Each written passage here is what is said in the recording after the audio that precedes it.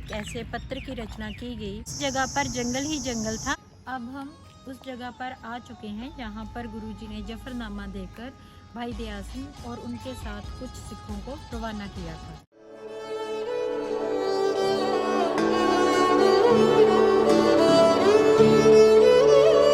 Hello, नमस्कार, सत श्री अकाल। I am doctor Daljeet Kaur Gill, HOD history department, Gurkashi university, Talwandi Sabo. आज मैं आपको एक ऐसी पवित्र और ऐतिहासिक जगह पर लेकर जा रही हूँ यहाँ पर एक ऐसे पत्र की रचना की गई कि जिसने मुग़ल साम्राज्य की जड़ों को हिला दिया और खालसा को एक नई मजबूती प्रदान की। पत्र में जो कलम चली तलवार की तरह चली और जो इसके शब्द थे वो जीत का संदेश दे रहे थे, और आज मैं आपको वहीं पर लेकर चलती हूँ। इस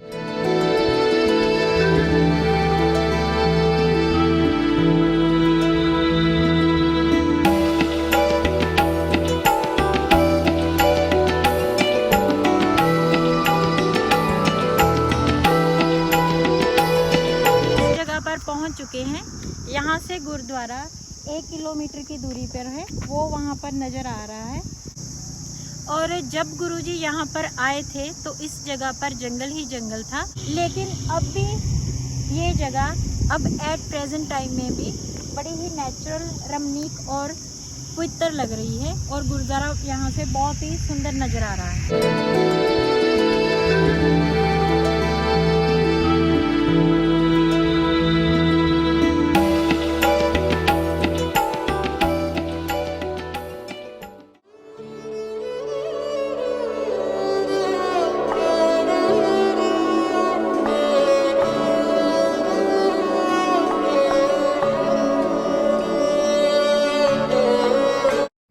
अब हम उस स्थान पर आ चुके हैं जहां पर गुरु गोबिंद सिंह जी ने उस ऐतिहासिक चिट्ठी को अंजाम दिया था, जिसको इतिहास में हम जफरनामा के रूप में जानते हैं।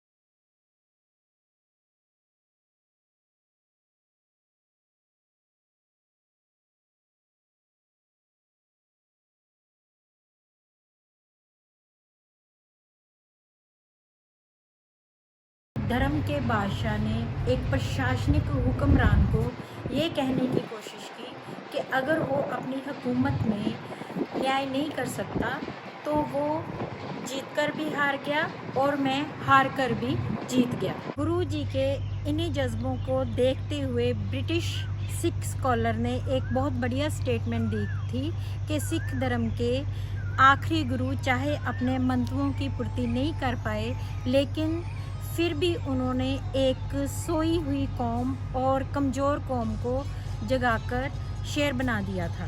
जफरनामे को कैसे लिखा गया, किन हालातों में लिखा गया, इसके बारे में मैं आपको थोड़ा सा इसकी बैकग्राउंड के बारे में बताना चाहूँगी।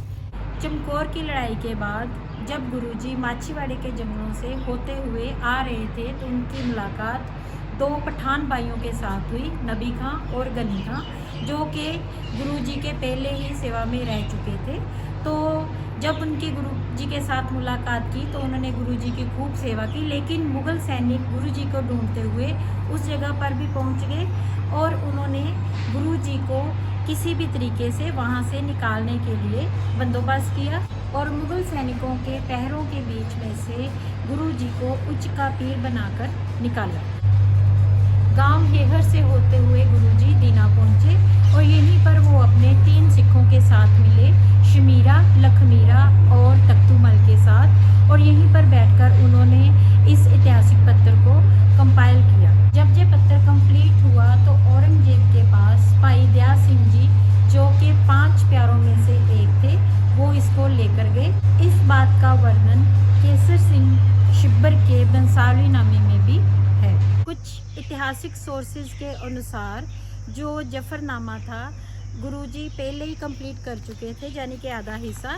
और जब औरंगजेब ने सुलह के लिए उनके पास एक पत्र भेजा तो उसके जवाब में गुरुजी ने रहता हुआ जफरनामा भी कंप्लीट किया।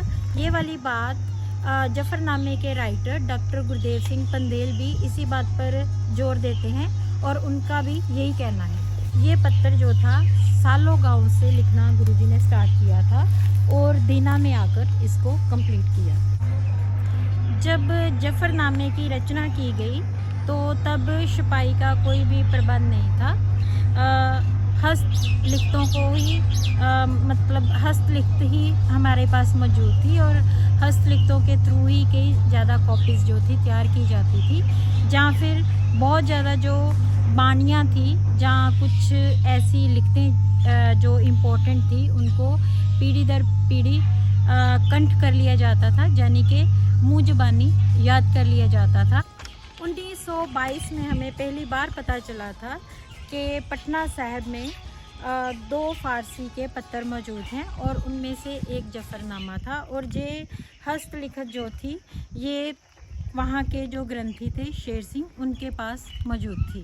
पत्थर के ऐसे ही पड़े रहने के कारण कहते हैं कि कुछ इतिहासकारों का कहना है कि ये पत्थर गुम गया था, लेकिन बनारस के एक हिंदी के लेखक जगन्नाथ दास बनारस को इसके सारे शेर याद थे, तो उन्होंने इसको लिखकर और उन्होंने ये सारे शेर लिखकर पंडित राजवल्लभ मिश्रा को भेज दिए और उन्होंने आगे अमराव सिंह मजीठिया को, जो कि अमृतसर के थे, उनको भेजा और उन्होंने खालसा कॉलेज अमृतसर की लाइब्रेरी को दे दिया और आगे उन्होंने उसको छपवा दिया।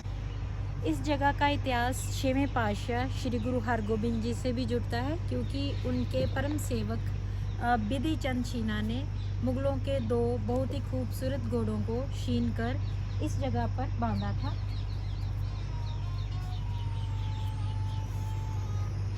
और बिधि चंद शीना को गुरुजी ने वर दिया था, शीना गुरु का सीना, और गुरुजी से कई बार प्राप्त किए थे। यहाँ पर जो सेवा संभाल कर रहे हैं उनसे हमें पता चला कि यहाँ पर गुरुजी के कुछ शस्त्र भी पड़े हुए हैं।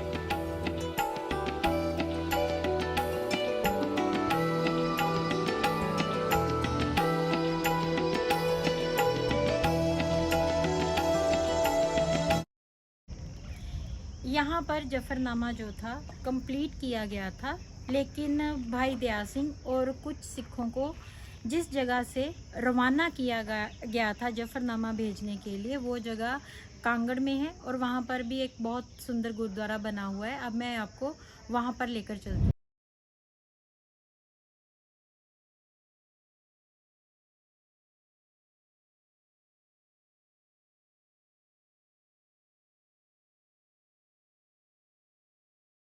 अब हम उस जगह पर आ चुके हैं जहाँ पर गुरुजी ने जफरनामा देकर भाई दया सिंह और उनके साथ कुछ सिखों को रवाना किया था।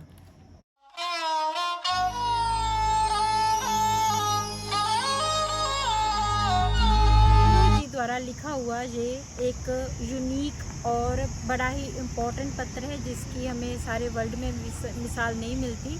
इसमें औरंगजेब के द्वारा की गई जितने भी जुल्म थी, वदीकियाँ थी, उनका वर्णन मिलता है। और इसमें हमें गुरुजी द्वारा जो अनुभव करवाया गया औरंगजेब को, वो ये था कि तुम जितने भी जुल्म कर लो, चाहे ताकतवर था वो उस टाइम, तो फिर भी उसकी हार हुई और एक धर्म पर चलने वाले बंदे की जीत हुई। अब मैं अपनी वीडियो यहीं पर ख़त्म करती हूँ और इस वीडियो में शुरू होने से एंड तक हमारे साथ मेरे कलीग प्रोफेसर रघुबीर सिंह मेरे साथ थे और उनका मैं स्पेशल थैंक्स करना चाहती हूँ। नेक्स्ट वीडियो ऐसे ही बड़े इम्पोर्टेंट ऐतिहासिक मॉन्यूमेंट पर होगी और उसकी आप वेट करें। और थैंक्स फॉर वॉचिंग।